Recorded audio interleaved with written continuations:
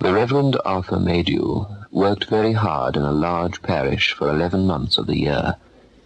He was also a student and a man of no strong physique, so that when an opportunity was presented to him to take a holiday by exchanging his parsonage in a sprawling, dark, industrial town with the country living of another clergyman in the sunlit south, he was very glad to avail himself of it. Arthur Maydew had 2 daughters, the heroines of this story set in an English county shortly after the First World War. Both these girls rejoiced at the prospect of a period of quiet and rest in the pleasant country neighborhood of Overbury. But their dreams were shattered. From the gentle green acres, the Maydew sisters passed into the dark regions of terror that lie beyond midnight.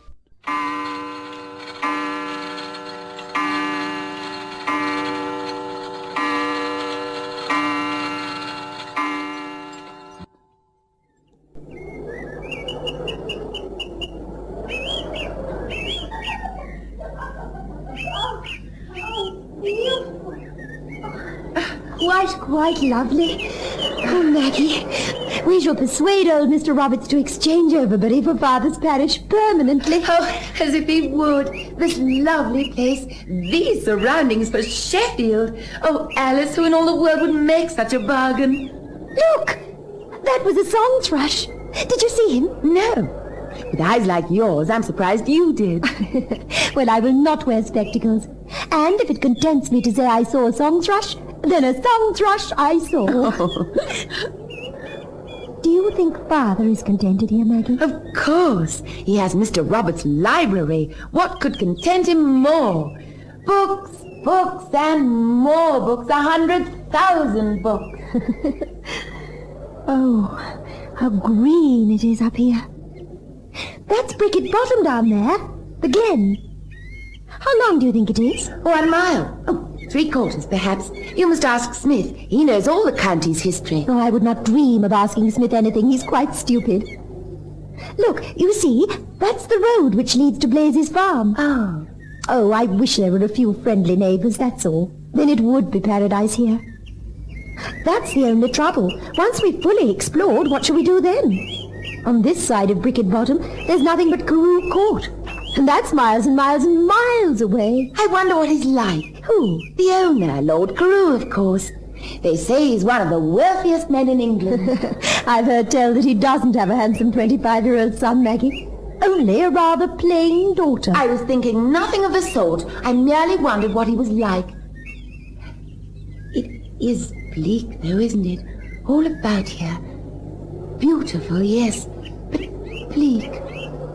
Oh, come on. It's getting dark. We must... Tomorrow we'll explore right to Blazes Farm. Who knows? We may be treated to fresh, warm, creamy milk. Alice, look. Look. How very curious. There's a house down there in the bottom, which we have never, leastways, I have never noticed before. House? Where? Do you see? We've walked along the path down there, but Oh, no. There, girl, there. You see?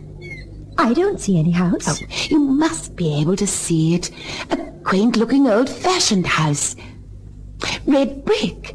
Oh, just where the road bends to the right. See the garden? No. I certainly can't see a house. Oh, Alice, I am very sorry, but if you don't persuade Father to buy spectacles for you soon, you'll be incapable of seeing anything. Yes, perhaps I can see a house, but the light is getting so bad. Oh, Maggie, we really must fly. All right, but tomorrow we shall come and explore it. Perhaps we shall meet some charming people, make new friends. Wait for me. Perhaps we may persuade Father to desert his books and come with us too. We must meet the people in the house, though. Otherwise Father will be too shy. We can't go tomorrow, Maggie.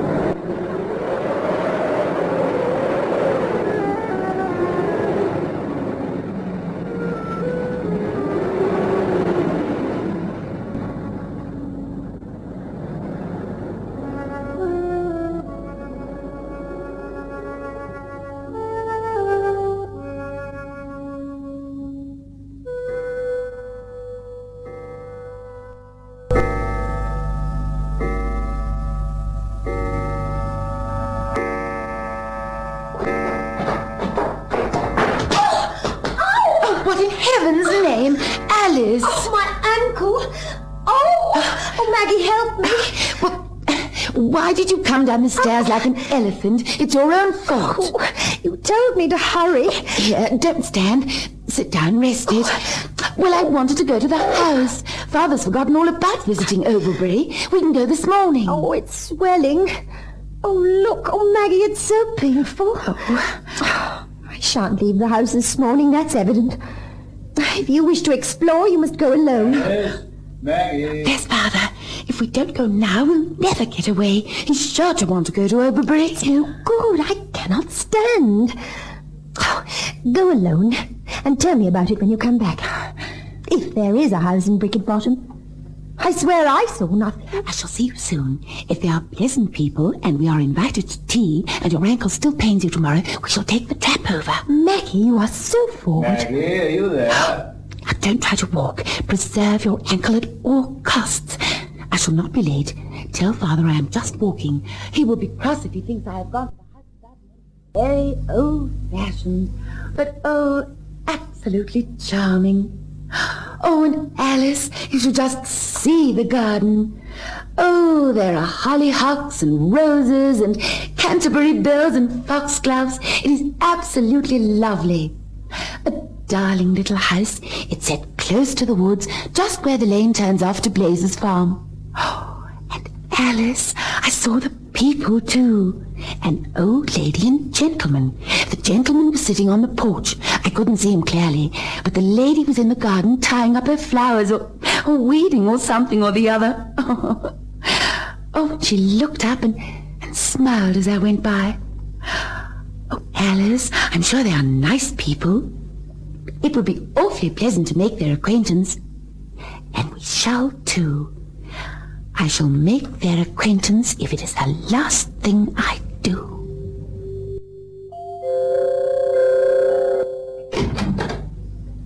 Hello. Hello, you're walking. The ankle is fully healed. I hobble. What's the matter? Matter? Yes, you don't look yourself this morning. Father was not angry yesterday, was he? I'm sure he was not awfully keen on going into Overbury. No, not angry. No, I'm all right. Only I did not sleep very well. I kept on dreaming about the house. It was such an odd dream, too. The house seemed to be home and yet to be different. What? That house in Bricket Bottom? What on earth is the matter with you? You seem perfectly obsessed with the place. Well, it is curious, isn't it? I mean, that we should only just have discovered it, and it looks to be lived in by nice people. I do wish we could get to know them. There's going to be a storm. Oh, the swelling just will not go down.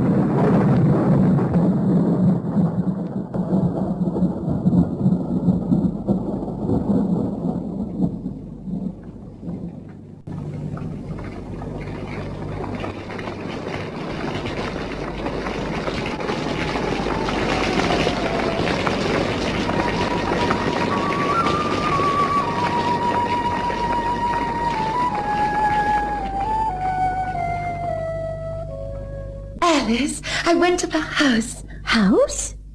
Oh, the house in Bricket Bottom.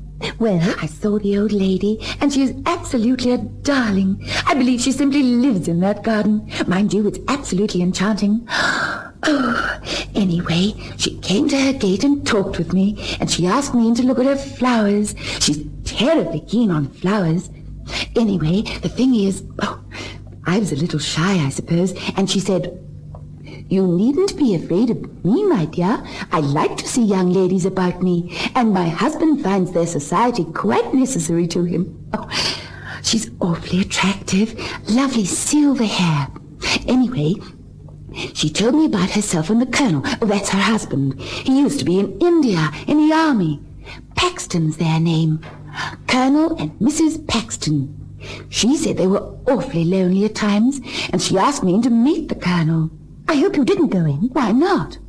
Well, I don't like her asking you in that way. Well, I didn't actually go in because it was getting late, but But what?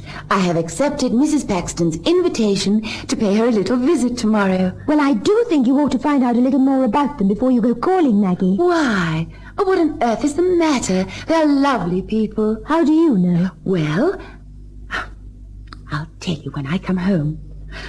Oh, you would have to go and hurt your ankle. Look, I'll go this afternoon just for a short visit. I'll be back for tea, and then we can have some croquet. You know how happy Father is when he plays croquet. Oh, Alice, don't look so disapproving. Maybe the Colonel and his lady have a handsome son. After all, you're getting awfully old, Alice. 20.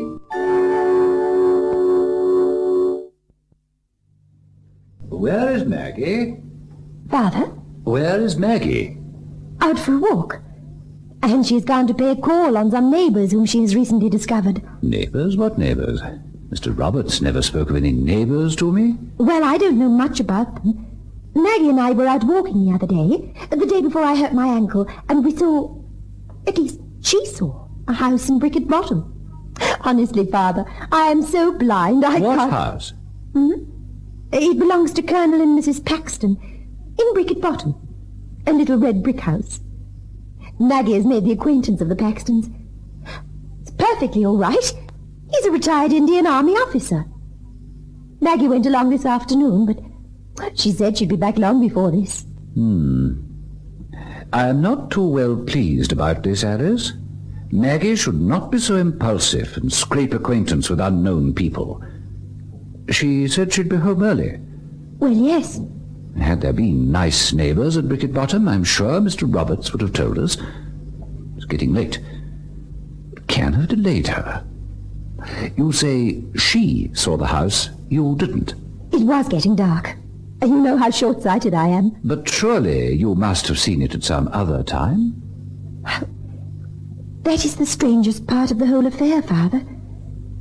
We have often walked along there, but neither of us have ever seen the house till that evening. And as I said, it was getting dark. Father, perhaps we should ask Smith to harness the pony and bring Maggie back. I am not happy about her. I'm rather afraid, I must confess. I don't know why. Afraid of what? What can have gone wrong in a quiet place like this? Still, I'll send Smith over for her. Yes. Smith? If you feel you can manage with that ankle of yours, perhaps you'll come too. Poor dear departed mother always swore she would have preferred sons. Less trouble. Oh, not that she wasn't terribly fond of her two daughters, of course, bless her so, but... Smith, I want you to harness a pony at once and go over to Colonel Paxton's house in Bricket Bottom and bring Miss Maydew home. Well, what are you waiting for, man? Go where, sir? To Colonel Paxton's house. Bring Miss Maggie home. I never heard of Colonel Paxton, sir. I don't know what house you mean. Alice, tell this fellow where your sister has gone to, and let us be off to fetch her. The Paxton's house, man, in Bricket Bottom. Colonel Paxton. Smith, you must know the house. You really must. Why, we saw it only the other day. At least Maggie saw it. Not too heavily on that ankle now, girl. Harness the pony at once. Yes, sir. Stupid man. Alice, is your ankle strong enough? Yes, Father. Then you must show Smith where this house is. I must own I'm worried, Alice. But why, Father? Maggie merely went to pay a visit to the Colonel and his wife. And why have I not heard of the Colonel? Roberts would have informed me if there had been pleasant neighbours hereabouts. Be that as it may. Come, let me help you. I shall find it difficult not to be stern with your sister when we meet her again.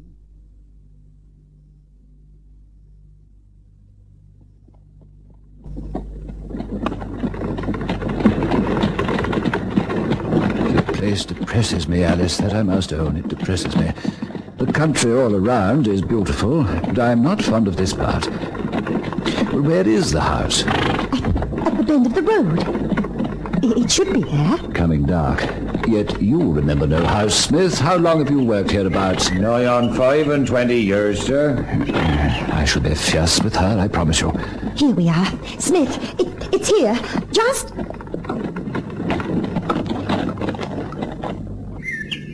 This is the place? Yes, Father. But there's no house here. Sir? Huh? Look, sir. What? Some part of a building. Here, and here, in the grass.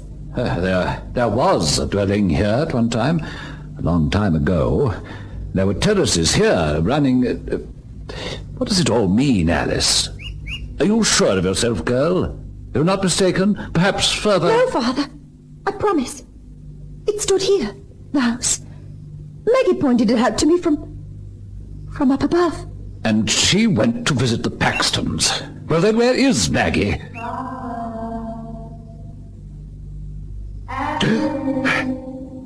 Listen.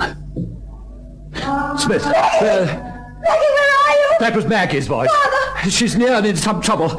Where did it come from, Smith? I didn't hear anybody calling, sir. Alice, go back to the trap. Let me help you. Smith, we must search. Miss Maggie?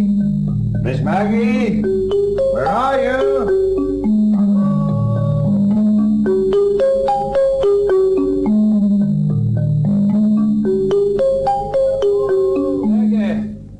Maggie, we heard you. Call again. Where are you? Alice, drive on to Blaze's farm, bring help, ask Mr. Rumbold to come and his sons too if they're at home, and ask them to fetch lanterns. Father, she might have returned over the downs while we were going by road. Perhaps she saw us and called out... Drive to Blaze's farm, girl. Maggie! Maggie! Maggie! Maggie! Maggie, where are you?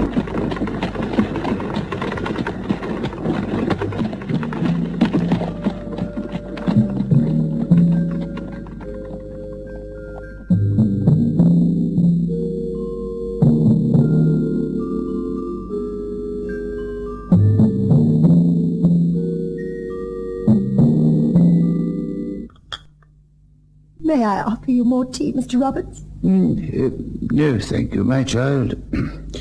No, thank you. Nothing. 4 days. Nothing. What can have happened to her, Roberts? The police have questioned the old woman. She saw her on the path to Bricket Bottom, but no one else has seen her since. The old woman said... What was it, Father? She described Maggie as smiling, but looking queer-like. The house. There is no house. And yet... Have you ever heard any local gossip concerning this Colonel and Mrs. Paxton? No, I never heard mention of their names until... I think the pot needs more hot water, Father. Well, I'll tell you all I can about them, which is not very much, I fear. I am now nearly 75 years old, and for nearly 70 years no house has stood in Bricket Bottom. But when I was a very young child, there was an old-fashioned red brick house standing in a garden at the bend of the road, such as you have described. It was owned and lived in by a retired Indian soldier and his wife, a Colonel and Mrs. Paxton. At the time I speak of, certain events having taken place at the house, and the old couple having died, it was sold by their heirs to Lord Carew, who shortly after pulled it down on the ground that it interfered with his shooting. The Paxtons were well known to my father, who was the clergyman here before me, and to the neighborhood in general. They lived quietly and were not unpopular, but the Colonel was supposed to possess a violent and vindictive temper. Their family consisted only of themselves and their daughter, the Colonel's old army servant and his Eurasian wife. Well, I cannot tell you the details of what happened. I was only a child. My father never liked gossip, and in later years, when he talked to me on the subject, he always avoided any appearance of exaggeration or sensationalism. However, it is known that Miss Paxton fell in love and became engaged to a young man to whom her parents took a strong dislike. They used every possible means to break off the match, and many rumors were set on foot as to their conduct. Undue influence, even cruelty were charged against them. I do not know the truth. All I can say is that Miss Paxton died, and a very bitter feeling against her parents sprang up. Yes, but Roberts, I pray you, what... Please let me continue.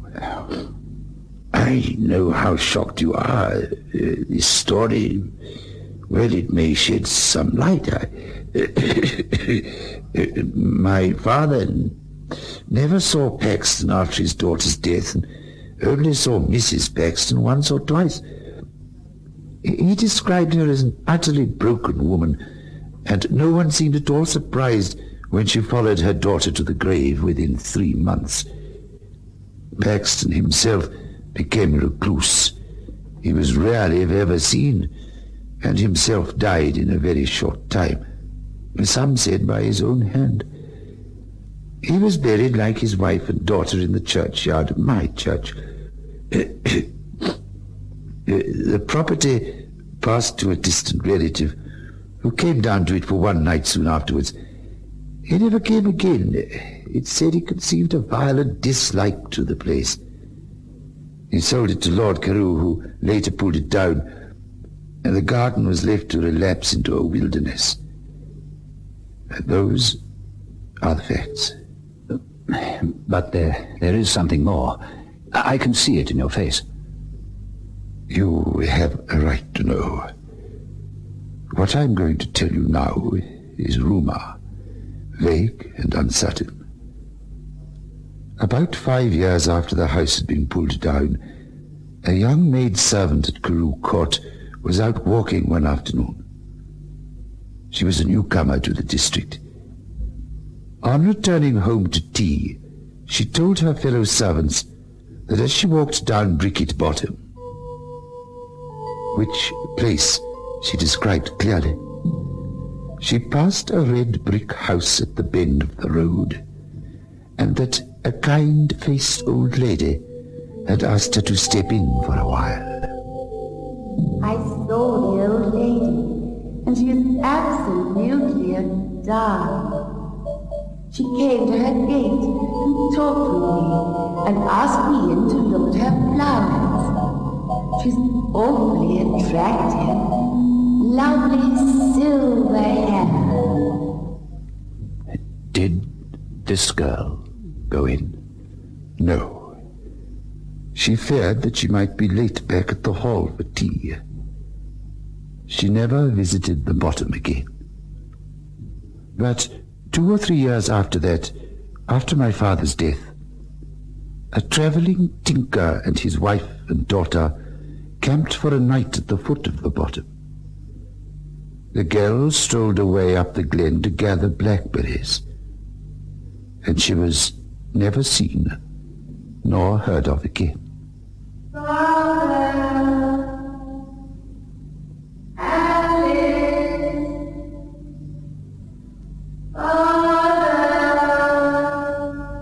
Of course, one does not know the truth, and she may have run away voluntarily from her parents, although there was no known cause for her doing that. That is all I can tell you of either facts or rumors. All that I can do now is to pray for you and for her. Beyond Midnight is presented every Friday night at 9:30. The program is adapted for broadcasting and produced by Michael McCabe.